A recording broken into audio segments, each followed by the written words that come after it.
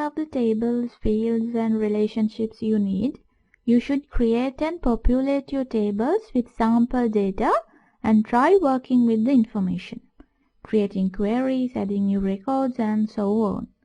Doing this helps highlight potential problems. For example, you might need to add a column that you forget to insert during your design phase. Or you may have a table that you should split into two tables to remove duplication. See if you can use the database to get the answers you want. Create rough drafts of your forms and reports and see if they show the data you expect. Look for unnecessary duplication of data, and when you find any, alter your design to eliminate it. As you try out your initial database, you will probably discover room for improvement. Here are a few things to check for. Did you forget any columns? If so, does the information belong in the existing tables? If it is information about something else, you may need to create another table. Create a column for every information item you need to track. If the information can't be calculated from other columns, it is likely that you will need a new column for it. Are any columns necessary because they can be calculated from existing fields? If an information item can be calculated from other existing columns, for example, a discounted price calculated from the retail price, avoid creating a new column for it. Are you repeatedly entering duplicate information in one of your tables? If so, you probably need to divide the table into two tables that have a one-to-many relationship. Do you have tables with many fields, a limited number of records, and many empty fields in individual records? If so, think about redesigning the table so it has fewer fields and more records. Has each information item been broken into its smaller useful parts?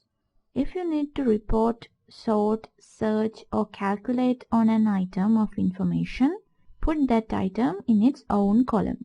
Thus, each column contains a fact about the table's subject. If a column does not contain information about the table's subject, it belongs in a different table.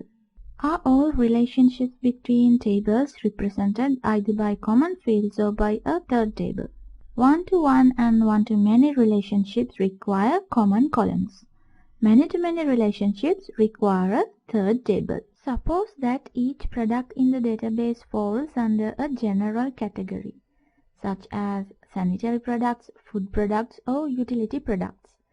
The products table could include a field that shows the category of each product.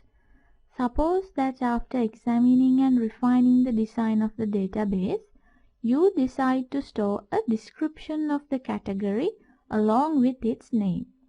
If you add a category description field to the products table, you have to repeat each category description for each product that falls under the category. So this is not a good solution. A better solution is to make categories a new subject for the database to track with its own table and its own primary key. You can then add the primary key for the categories table to the products table as a foreign key. The categories and the products table have a one-to-many relationship. A category can include more than one product, but a product can belong to only one category. When you review your table structures, be on the lookout for repeating groups. For example, consider this table columns. Here, each product is a repeating group of columns that differs from the others only by adding a number to the end of the column name. When you see columns numbered this way, you should revisit your design.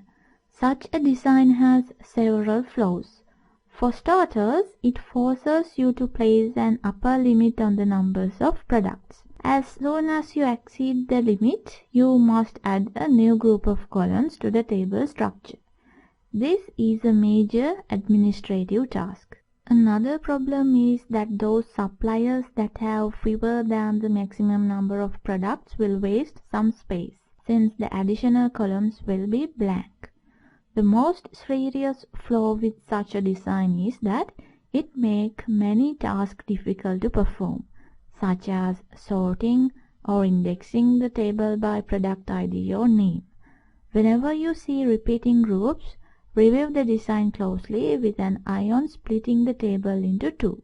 At the final step, you can apply the data normalization rules. You use these rules to see if your tables are structured correctly. The process of applying the rules to your database design is called normalizing the database or just normalization. Normalization is most useful after you have represented all of the information items and have arrived at a preliminary design. The idea is to help you ensure that you have divided your information items into the appropriate tables. What normalization cannot do is ensure that you have all the correct data items to begin with. You apply the rules in succession at each step, ensuring that your design arrives at one of what is known as the normal forms. 5 normal forms are widely accepted. We are looking at the first 3 because they are all that is required for the majority of the database designs. The first normal form. First normal form states that at every row and column intersection in the table, there exists a single value and never a list of values. For example, you cannot have a field named price in which you place more than one price. If you think of each intersection of rows and columns as a cell, each cell can hold only one value. The second normal form. Second normal form requires that each non-key column be fully dependent on the entire primary key. This rule applies when you have a primary key that consists of more than one column. For example, suppose you have a table containing the following columns, where order ID and product ID form the primary key. This design violates second normal form because product name is dependent on the product ID, but not on order ID. So it is not dependent on the entire primary key. You must remove product name from the table. It belongs in a different table. Yes, the name should be in the product table. The third normal form. The third normal form requires that not only every non-key column be dependent on the entire primary key, but that non-key columns be independent of each other. Another way of saying this is that each non-key column must be dependent on the primary key and nothing but the primary key. For example, suppose you have a table containing the following columns. Assume that discount depends on the retail price. So this table violates third normal form because a non-key column discount depends on another non-key column retail price.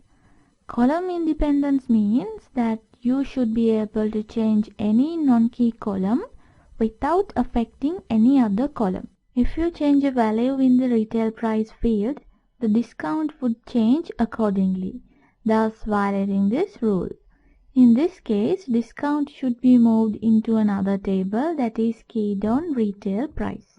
Okay, as now we know all the fundamentals, we can start the work. From the next episode, we are going to create a database on Microsoft Access. So thank you for watching and see you in the next episode.